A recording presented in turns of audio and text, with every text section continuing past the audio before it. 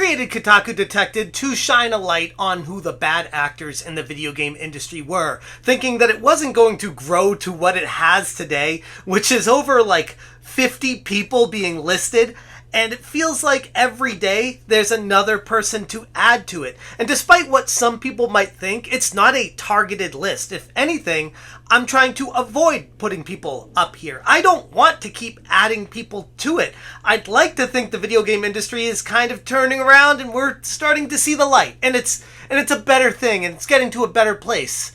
And then I come across stuff like this with Megan Fausti. And the first thing I thought is, okay, let me give her a chance. Let me make sure that there's not anything actually going on in the background here. Just because she's got a nose ring and colored hair and all the other identifiers that all these other people have, maybe this one's different. No, she's not. In fact, if anything, it goes in line with everything we've been talking about, unfortunately. Just another in a long list of people that are destroying the video game industry from the inside out. What's going on, guys? Welcome to another episode of Smash JT. And Megan Fausti used to work at Retro Studios, the company behind Metroid Prime 4 Beyond, a game that I am super excited about. And the first thing I thought when I saw Megan Fausti putting forth a transgender agenda and trying to inject trans into Samus and make Samus a trans person, I couldn't help but think, oh no.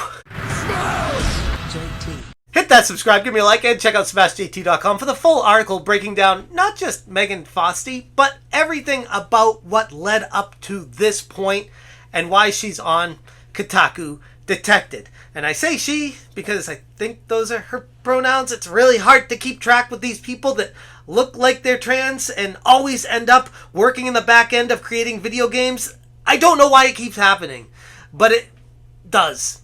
And you know what? Here's the thing.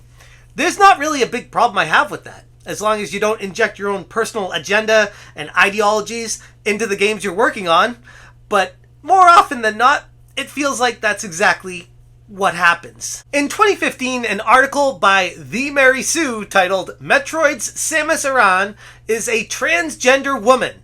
Deal with it." If that doesn't sound like a Kotaku headline, I don't know what does. This is a website that I'd never heard of before, and before I heard about her supporting this article, I didn't think there was anything wrong with Megan. But then I read the article, and oh my god, it was a sloth to get through. I don't know what it is with the people that write these articles. This one, ironically, being written by Brianna Wu, and those of you who are in the know in the game industry would know there's quite a checkered past when it comes to Brianna Wu, but I'm not going to dive into that one here.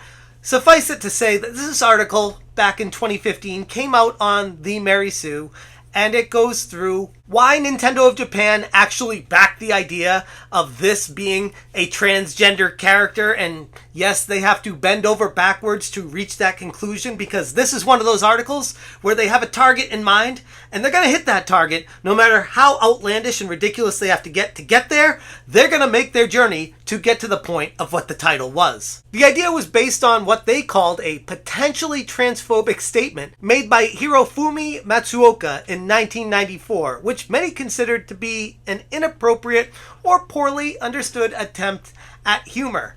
But you have to remember, this is 1994, where, comedy was still around and you could still make jokes without being canceled. Yeah, the good old days. According to the article, Matsuoka referred to Samus as new half, a term with some complex history in Japan. And while the article was ridiculous in its own right, going through some great lengths to reach the decision and ultimate title that they created for it in the first place, it didn't stop Megan from tweeting support for the article. And I'm not somebody that's going to cancel someone for a tweet. I want to make that clear. But at the same time, you can't just say one thing and then completely do another thing if you're involved deeply with the storyline of a game. So if you're telling me that someone like Megan, who is working as a writer at Retro Studios, not just 2 years ago, the game that they're working on being Metroid Prime 4, you put two and two together, you can't help but think that, I don't know, if she's showing support for a transgender agenda to make Samus a trans person, and then she's writing on Metroid Prime 4.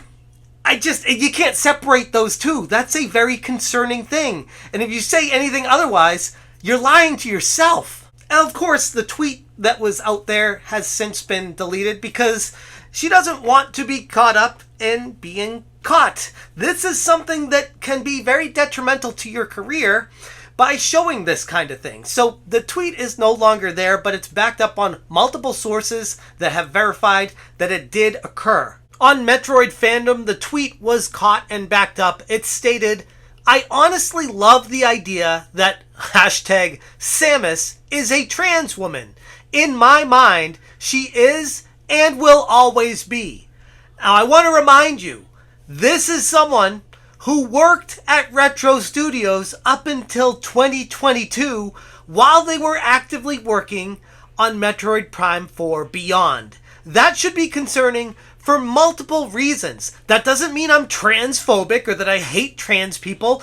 I just don't want people messing with the original story arc of a character because they have some insidious, hideous things going on in their life that they want to be magnified for everyone else to see to make them feel more comfortable in the world around them. That has nothing to do with the game. Megan Fausti joined Retro Studios in July of 2020 and was positioned to contribute to the highly anticipated Metroid Prime 4 Beyond. For fans of the series like myself, hearing that this person was working on the storyline for Metroid Prime 4 made me lose a lot of faith in the game being created. Initially, until I found out that she was let go or moved on or whatever. She doesn't work at Retro ever since 2022. So 2 years have passed. And yes, she could still have had some fingers in the storyline and the writing of it. 2 years since she's been gone. I would like to think anything that goes down that road would have been aligned and changed. And plus, you have to also consider Nintendo of Japan. This is their baby. They're not going to let some weird American woke agenda ruin what one of their babies is. But here's the craziest part about all of it, and I can't for the life of me figure this out, even for the people that are trans, or for the women out there that want to be pro-trans and want this storyline to go out there. Samus is one of the most powerful, strength-showing female lead characters in a video game ever. And these trans people are trying to change who she is. Remove the female from her. And I don't understand why you would want to do that. Snake Gears on Twitter said, "They do hate women. There are reasons they try to insert manly girls into everything. If they can't make the character trans, then they try to make it look like a man. They get offended by actual pretty women as they can never be that."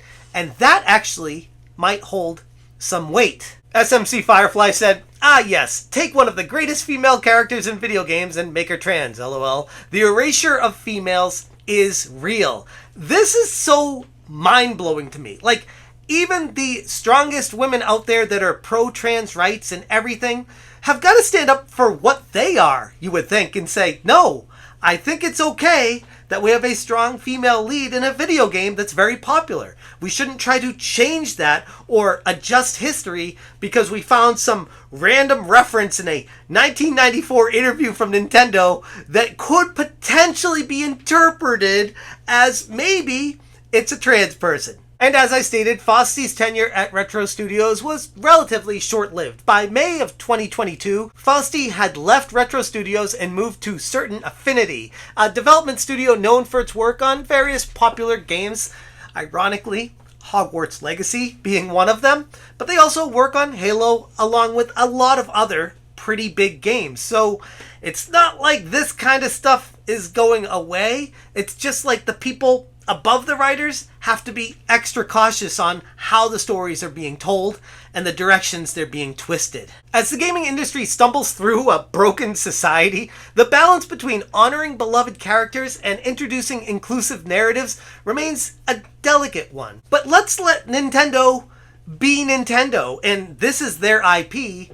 let's let them decide what they want to do with it. And anyone who wants their own representation in a game, if they care about it that damn much, go learn how to code and go make your own game. And that's not like an aggressively rude statement. It's legitimate. Like, don't tell other people to change a game for what you in particular want representation in, especially if you are in a very, very tiny sliver vocal minority of people out there, yet you want to change every game to fit your worldview. It's just a very weird perspective that I'm seeing more and more out there. And you know what?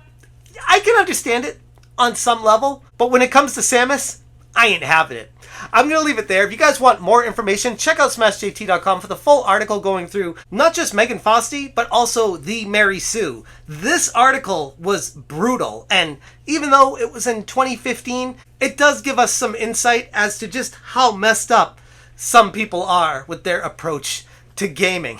If you guys enjoy what I'm doing, hit that join button. I would genuinely appreciate any support you could give. Thank you so much for watching, and as always, you stay smashing. Smash,